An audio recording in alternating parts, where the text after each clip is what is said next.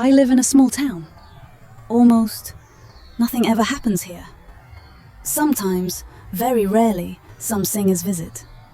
They perform cheerful songs on an old stage. Occasionally, artists exhibit their paintings, and then silence again. But one day, things were different. I was walking home when I saw a sign on the corner of the old cinema. It read, "Museum of Forgotten People."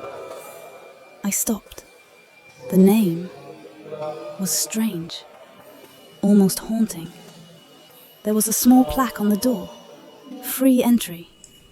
No celebrities inside, only ordinary people. People who might have been forgotten, but are still remembered by someone. You may bring an item that belonged to someone who has passed. I stared for a while. Then, I went inside. It was silent, like a library, glass displays, personal belongings, and stories. A doll in an old dress, the girl died too young. A cracked mirror, a kind old teacher who loved tea with jam, and long conversations. I kept walking, and something inside me shifted. I thought about my grandmother. She had this old hairbrush. She made pies, sewed little toys, and gave haircuts, even when she was too old to stand long. She was kind, endlessly kind. I went home, wrote about her, folded the paper, took her hairbrush, and the next day, I came back to the museum. A young woman at the entrance led me to a small office. There were candies on the table, a bottle of cola. Everything felt warm. Then the director entered.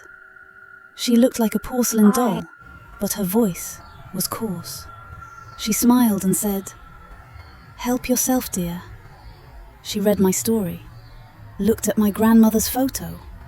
Then she gave me some papers. Just some formalities, permissions. Sign here and here. I signed, and she promised to show me something special. We walked into a dark hall. In the center stood a statue, ancient, strange, almost terrifying. "This," she said, "is the guardian of memory. He watches over everything people leave here." The next day, I asked my parents to visit the museum. We wandered through the halls, and then we found it.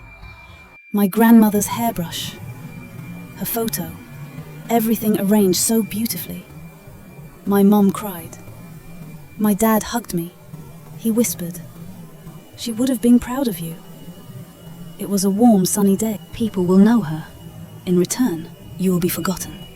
I ran to the museum, but it was closed. The guard wouldn't let me in.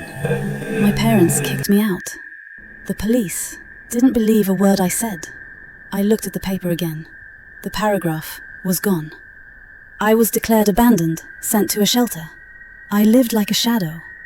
No pain, no anger, just emptiness.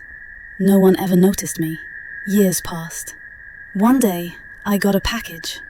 Inside, my grandmother's hairbrush and a letter. "The museum is closing. All items are being returned.